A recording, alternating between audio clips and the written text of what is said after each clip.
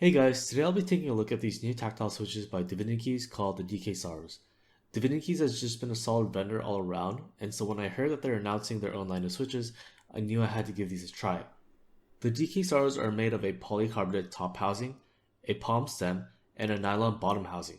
It features a long pole stem, and as such, the total travel is only 3mm, with the pre-travel being 2mm. This basically just means that once you hit the bump on the tactile switch, you won't be pressing down much further after.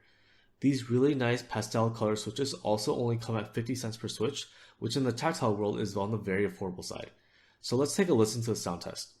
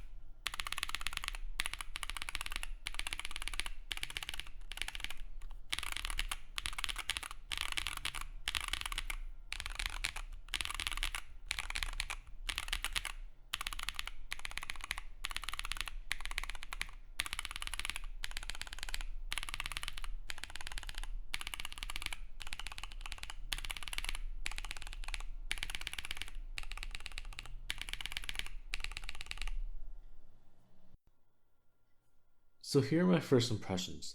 These switches are really nice. The long stem makes these switches super easy to type on.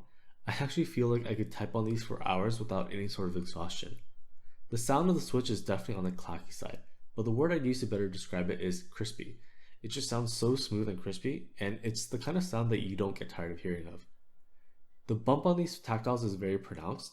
I couldn't find a force graph for these, but these have a very sharp and noticeable bump that isn't overly harsh that it feels like it's actually affecting the actuation of the switch. Personally, it's the perfect level of tactility. Lastly, I'll leave my suggestions for how I'd mod these switches. I think they're just okay stock, but I can definitely hear some scratchiness and spring pain coming through, so if you can take the time to lube them, I'd definitely do so. There's minimum housing wobble, so I think it's completely optional whether or not you want to film them. I hope you found this quick review of these switches helpful. Overall, I'm really satisfied with these switches. I doubt there are many switches out there with this kind of quality and sound and feel at this price point, and these are switches I wouldn't have any qualms recommending to others in the hobby, and I'll be definitely thinking about how to use these in future builds. Anyways, thank you for watching. Let me know down in the comments if you have any questions about these switches. Thanks.